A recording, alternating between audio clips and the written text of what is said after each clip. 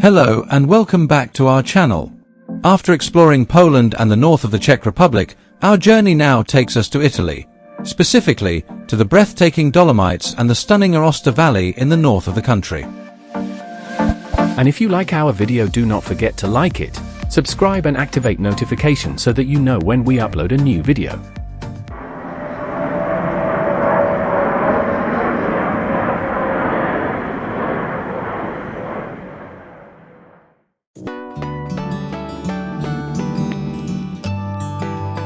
As we mentioned at the beginning of this video, this is the start of a new adventure, a journey filled with breathtaking landscapes, unforgettable experiences, and hidden gems waiting to be discovered.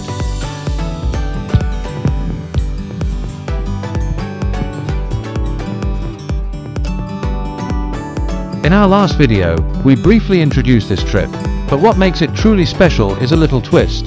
This story doesn't begin where our Czech Republic adventure ended, but actually 1 year earlier.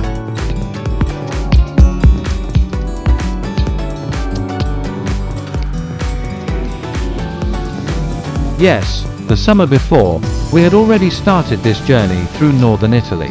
Everything was going perfectly as we traveled through the mesmerizing Dolomites until we arrived at the Tre Cime di Lavaredo. Right at the beginning of the trail, Lola twisted her ankle. At first, it didn't seem too serious, but after just 3 days in the Dolomites, we had to make the difficult decision to return to Spain. But we promised ourselves something: we would come back.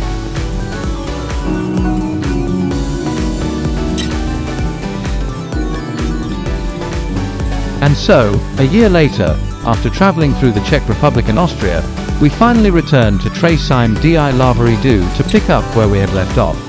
However, to tell the story in a more seamless way, we decided to start this video series from the very beginning of our journey in Spain.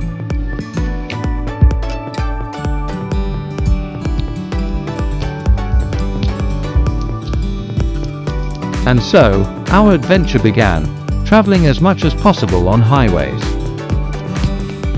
In Spain, this was easy, as most highways are toll-free. But in France, we faced a challenge. The toll fees are extremely high. To avoid unnecessary costs, we decided to take secondary roads instead. Luckily, French backroads are usually well maintained and led us to charming little towns we wouldn't have seen otherwise.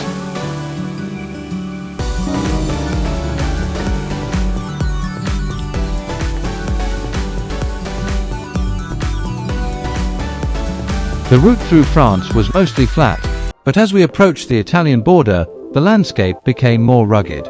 The Alps were in sight, and with them, the thrill of what lay ahead.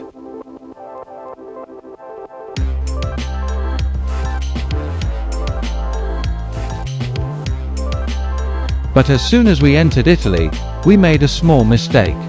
Thinking that the secondary roads here would be as good as in France, we once again avoided the toll highways, and quickly regretted it. Many Italian roads, especially the smaller ones, are not in great condition. While time wasn't a major concern for us, since we were traveling by campervan, it still slowed us down significantly, and in some areas, our van really struggled. Despite that, we made a slight detour to visit Verona, a city that, despite being packed with tourists, left a wonderful impression on us, so much so that we'll dedicate an entire video to it.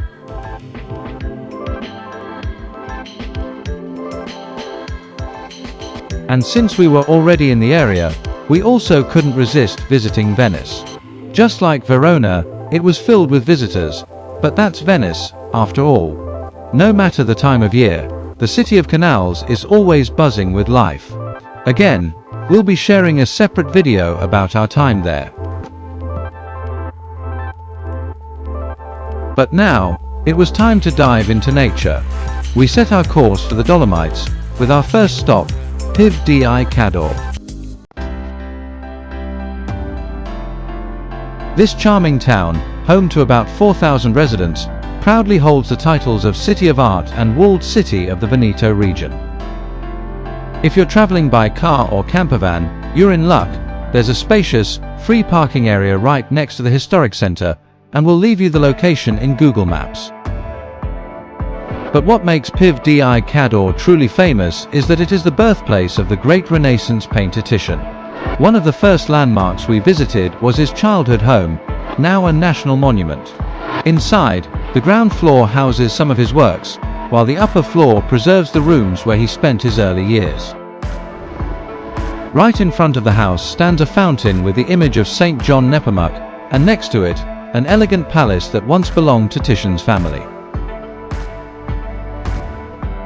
Across the street, in another historic palace, is the Cadorino Archaeological Museum, a small but fascinating museum showcasing over 2,000 years of history, from pre-Roman times to the Roman era.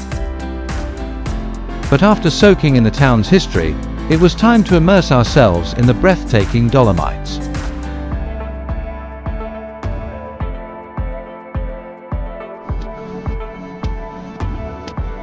From the square in front of Titian's house, we set off on a short hike to Monte Ricco Fort. With every step uphill, the views became more and more spectacular.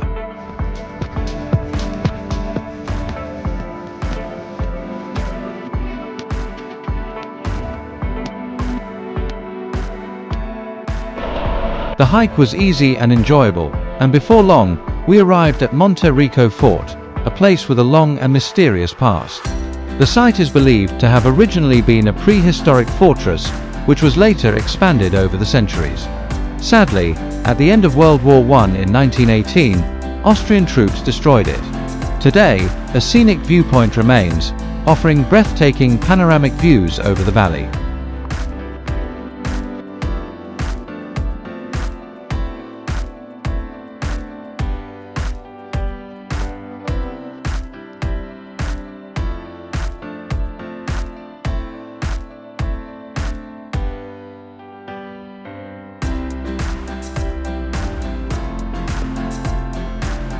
We continued our walk through tunnels carved into the rock, until we reached a magical little recreation area filled with wooden gnomes, a whimsical surprise in the middle of the mountains.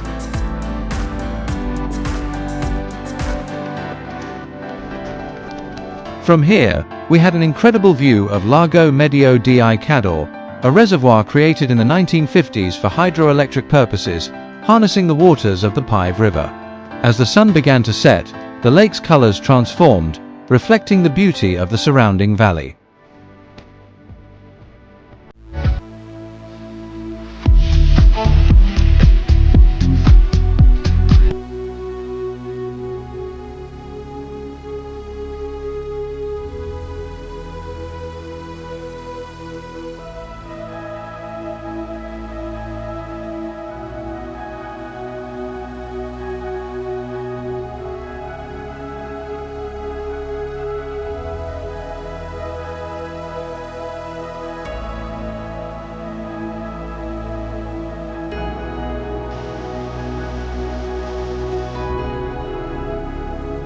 As we made our way back down to Pieve di Cadore, one thing was clear: the Dolomites had already stolen our hearts. But this was only the beginning. To fully embrace the magic of the region, we headed just a short distance away to Pieve di Cadore, where we spent our first night by the lake, our very first night in the Dolomites. And so, our adventure in one of the most stunning mountain ranges in the world truly began. Are you ready to come along for the ride?